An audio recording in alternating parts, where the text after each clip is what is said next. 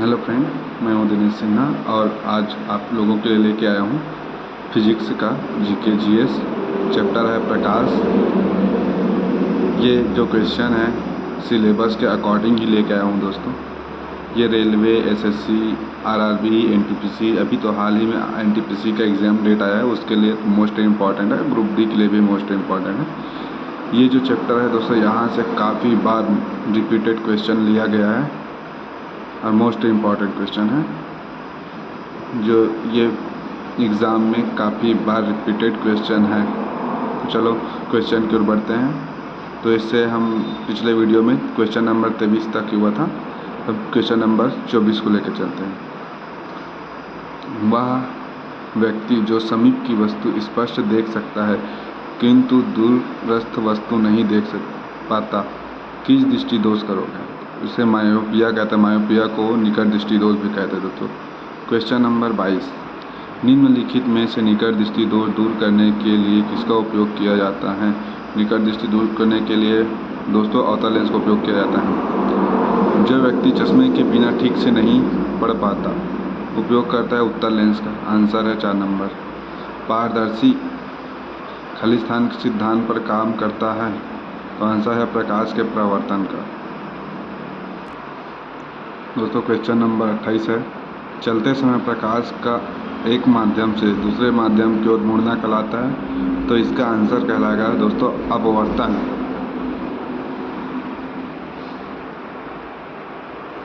Question number 28 का answer है प्रकाश का अपवर्तन। मनुष्य की आँख की कार्निया में विकसित होने वाली अपारदर्शी झिल्ली को कहा जाता है, तो इसको कहा जाता है मोतीबिंदु। क्वेश्चन नंबर 30 है दोस्तों, लाल, हरे एवं नीले रंग के मिश्रण से बनता है, तो बनता है 2 नंबर काला रंग बनता है। आँखों की रेटिना कार्य करती है, तो कैमरे में फिल्म की तरह कार्य करती है। एक पेरिस्कोप सिद्धांत पर कार्य करता है, तो परावर्तन और अपवर्तन।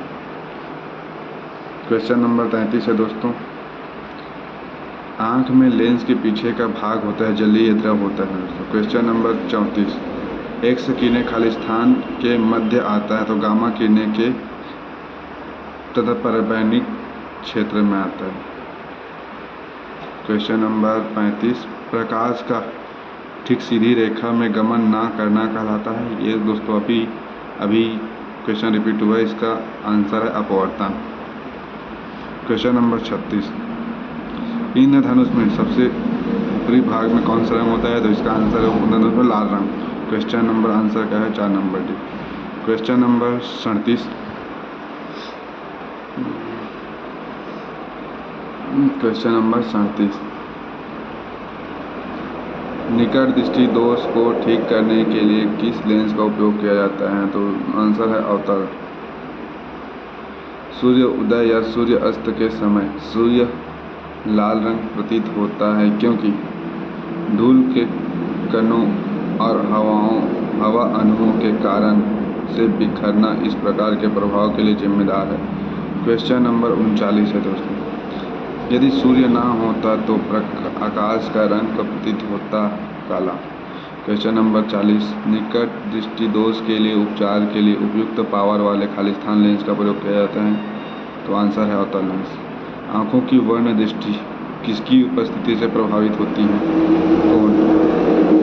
क्वेश्चन नंबर 42, प्रकाश का ठीक सीधी रेखा में गमन ना करना कहलाता है अपवर्तन। जल की बूंदें इंद्रधनुष का निर्माण करती है, इसका कारण है सी नंबर प्रकाश का परावर्तन एवं अपवर्तन। क्वेश्चन नंबर 44 का आंसर है दोस्तों खालिस्तान के कारण जल में डूबी हुई छड़ झुकी हुई प्रतीत होता है, तो इसका ऑप्शन अभी पढ़े हैं दोस्तों। क्वेश्चन नंबर 44 का आंसर सी नंबर प्रकाश के अपवर्तन के कारण है दोस्तों। क्वेश्चन नंबर 45, मरीचिका का निर्माण मुख्यतः प्रकाश के कारण होता है, तो ये होता है अपवर्तन। आंसर है सी नंबर। 46 नंबर क्वेश्चन है, प्रकाश के अपवर्तन का एक उदाहरण नहीं है, तो ये आंसर है सी नंबर दोस्तों पार्श्वोत्तरम। तारों का चमकना, मरीचिका और मध्य से गुजरते समय प्रकाश का मुड़ना, ये प्रकाश के अपवर्तन को उदाहरण है। क्वेश्चन नंबर 47, परिदर्शी की पेरिस्कोप खालिस्तान का प्रयोग किया जाता है? ऑप्शन नंबर ए समतल दर्पण है।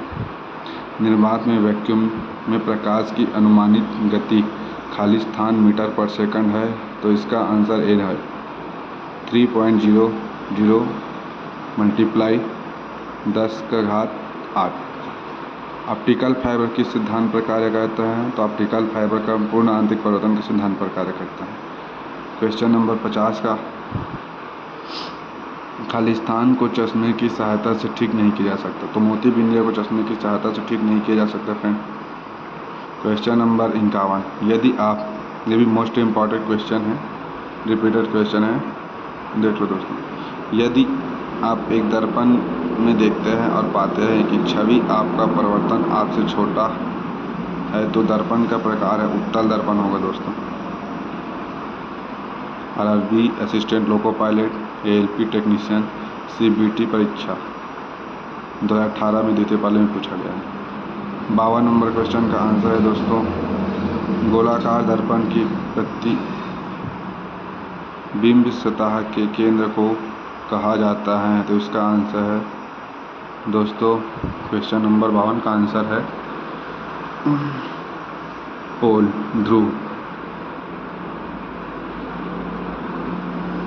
पोल ध्रुव कहा जाता है। क्वेश्चन नंबर 53, यदि किसी अवतल दर्पण पर आपतन का कोण 30 डिग्री हो तो परिवर्तन का कोण का मान होगा?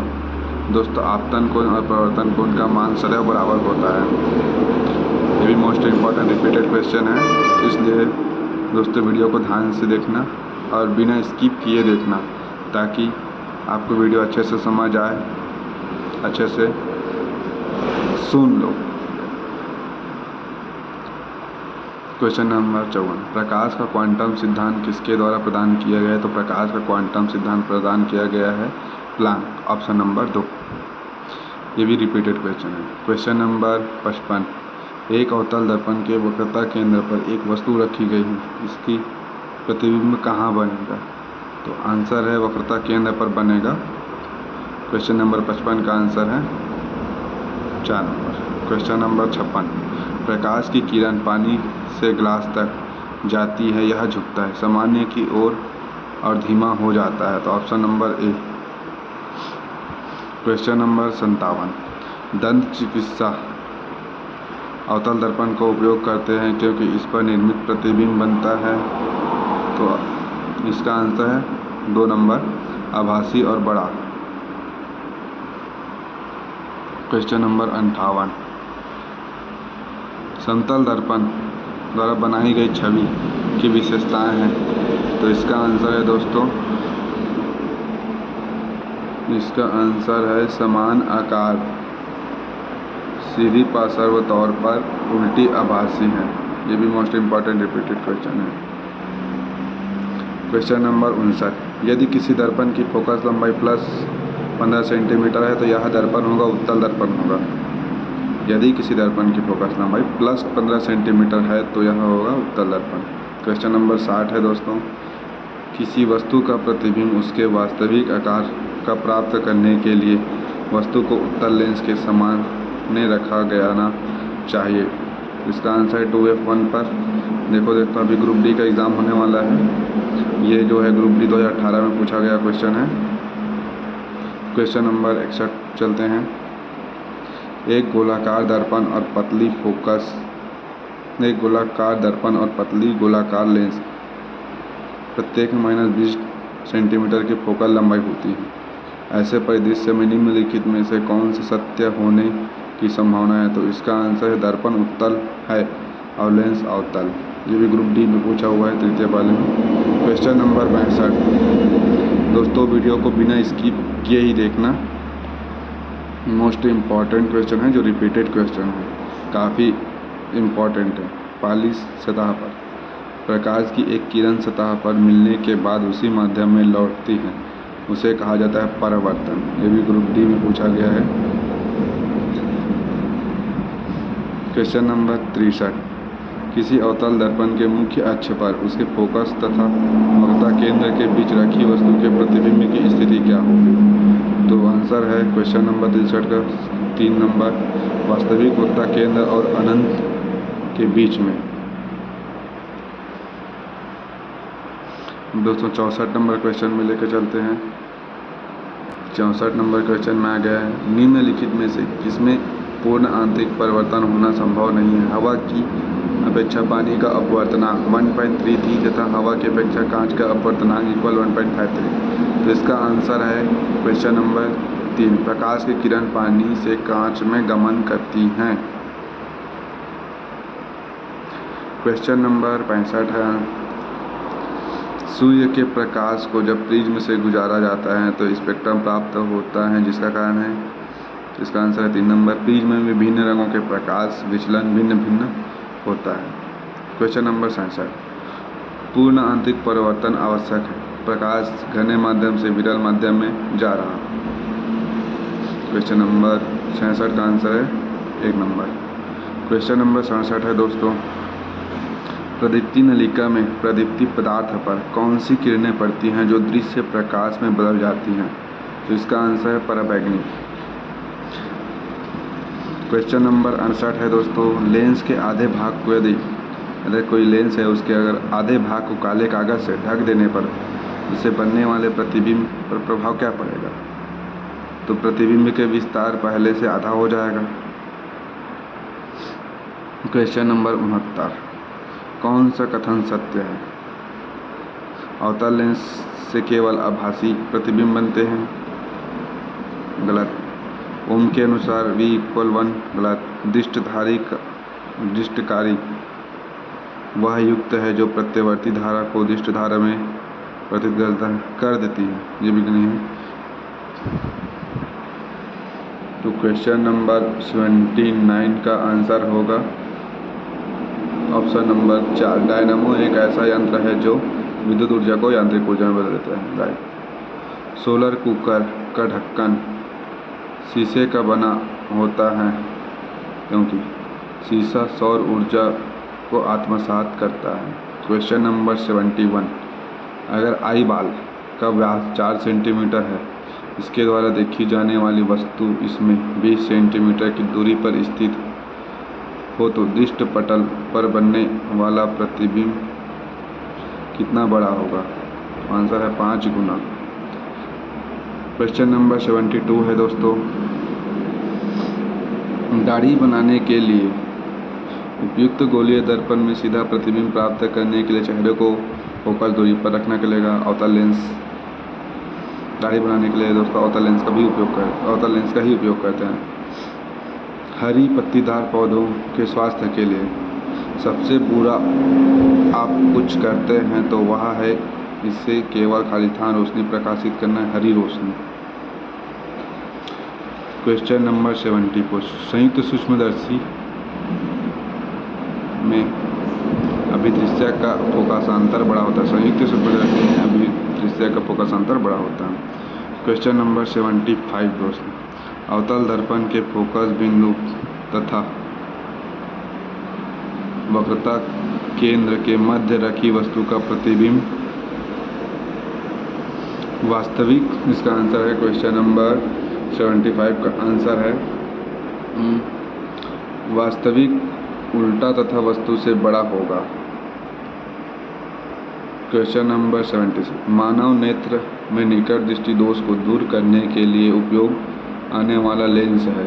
तो इसका आंसर है दोस्तों क्वेश्चन नंबर 7, अपसारी लेंस को अवतल लेंस भी कहा जाता है दोस्तों, अपसारी लेंस को अवतल लेंस भी कहा जाता है।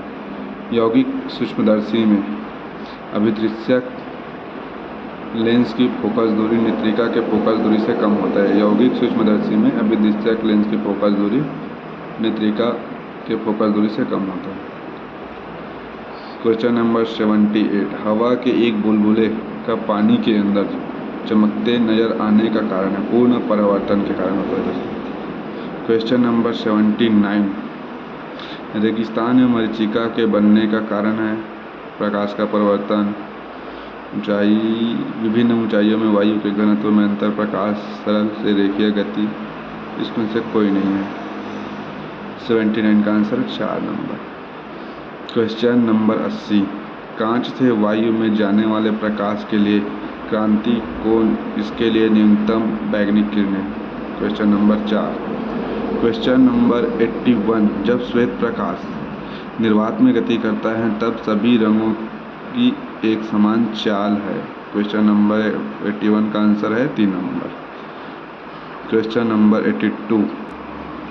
82 है, एक समतल दर्पण द्वारा बने प्रतिबिंब के बारे में निम्नलिखित में से कौन सा सही नहीं है। तो इसका आंसर देखते हैं दोस्तों, या इसका आंसर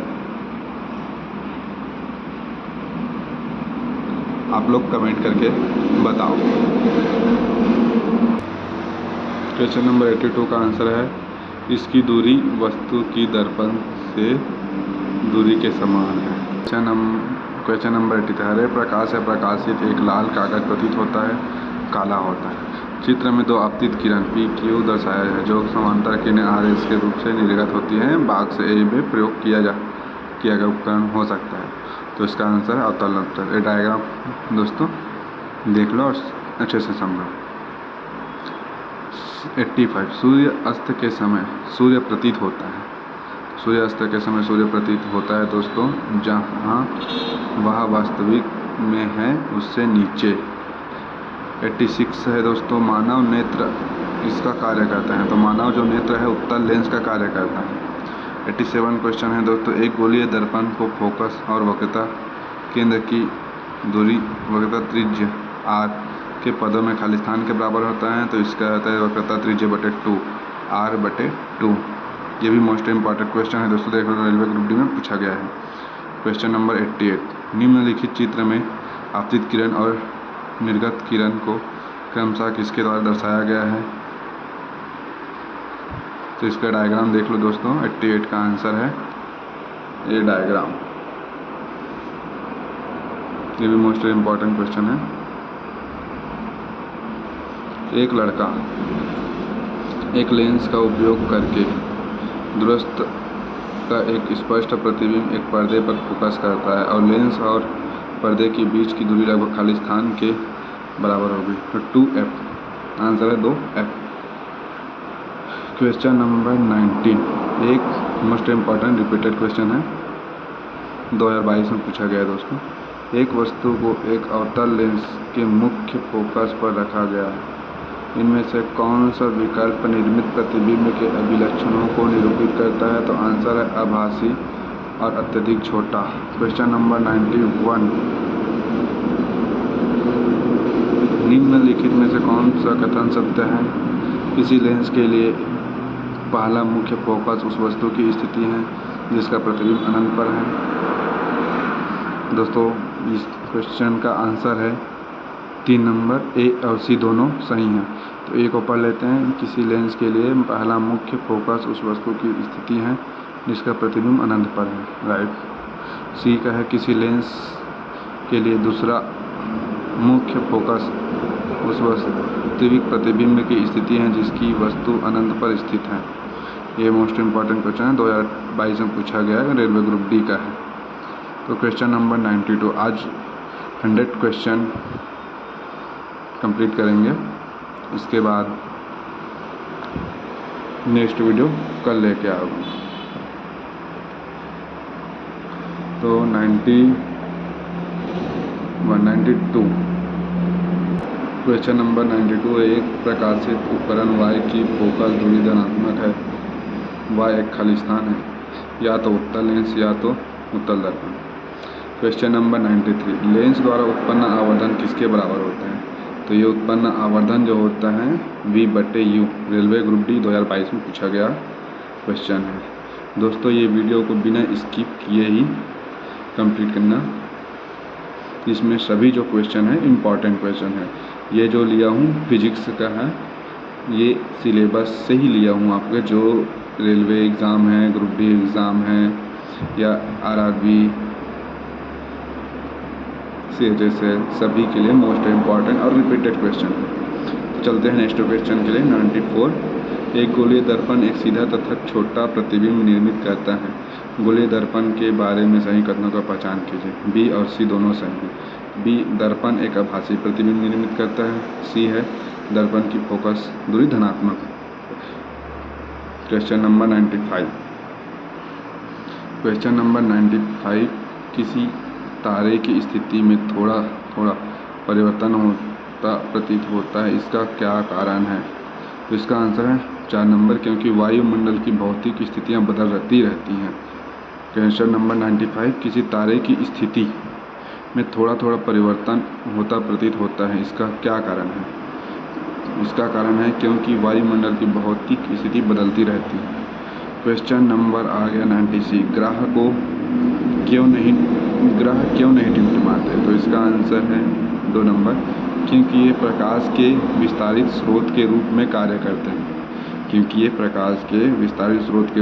करते हैं। इसलिए ग्रह नहीं टिमटिमाते हैं। क्वेश्चन नंबर 97 में चलते हैं दोस्तों। क्वेश्चन नंबर 97, एक गोलीय दर्पण द्वारा उत्पन्न आवर्धन -0.5 है, दर्पण द्वारा निर्मित प्रतिबिंब कैसा होगा? तो इसका आंसर है ए नंबर, वास्तविक, उल्टा और छोटा। ये भी रिपीटेड क्वेश्चन है, इसलिए वीडियो बिना स्किप किए ध्यान से देखना दोस्तों, क्योंकि अभी ग्रुप डी और एनटीपीसी का एग्ज़ाम होने वाला है 2025 में। निम्नलिखित में से कौन सी रेखाएं किसी गोलीय दर्पण पर अभिलंबन के रूप में कार्य करती हैं? तो इसका आंसर है 1 नंबर, ध्रुव और वक्रता केंद्र को मिलाने वाली। सॉरी दोस्तों, 1 और 3 नंबर है, ध्रुव और वक्रता केंद्र को मिलाने वाली रेखा, फोकस और आपतन बिंदु को मिलाने वाली रेखा। क्वेश्चन नंबर 99, चुंबकीय क्षेत्र और चालक की गति के बीच का कोण खाली स्थान होता है, जो प्रेरित धारा दिष्ट धारा में निर्धारित करने के लिए फ्लेमिंग के दाएं हाथ के नियम का उपयोग किया जाता है। तो फ्लेमिंग के दाएं हाथ के नियम में 90 डिग्री कोण। क्वेश्चन नंबर 4, क्वेश्चन नंबर 90 का आंसर है 4 नंबर। क्वेश्चन नंबर 100, परावर्तन के नियम इनमें से किस दर्पण के लिए सत्य है? तो ये ए और बी और सी तीनों के लिए, ए बी सी, अवतल दर्पण, समतल दर्पण। दोस्तों, अगर ये वीडियो अच्छा लगा हो तो प्लीज़ मेरे चैनल को सब्सक्राइब कर देना, लाइक करना, कमेंट ज़रूर करना और ज़्यादा से ज़्यादा शेयर कर देना, ताकि आप लोगों के लिए मैं ऐसे ही वीडियो लेके आता रहूँगा और मोस्ट इम्पॉर्टेंट क्वेश्चन ही लेके आता रहूँगा। आप लोग वीडियो को बिना स्किप किए ही देखना दोस्तों, ताकि आप मोस्ट इम्पॉर्टेंट क्वेश्चन ही लेके आया हूँ और आपके सिलेबस से ही क्वेश्चन लेके आया हूँ। ओके दोस्तों, बाय बाय।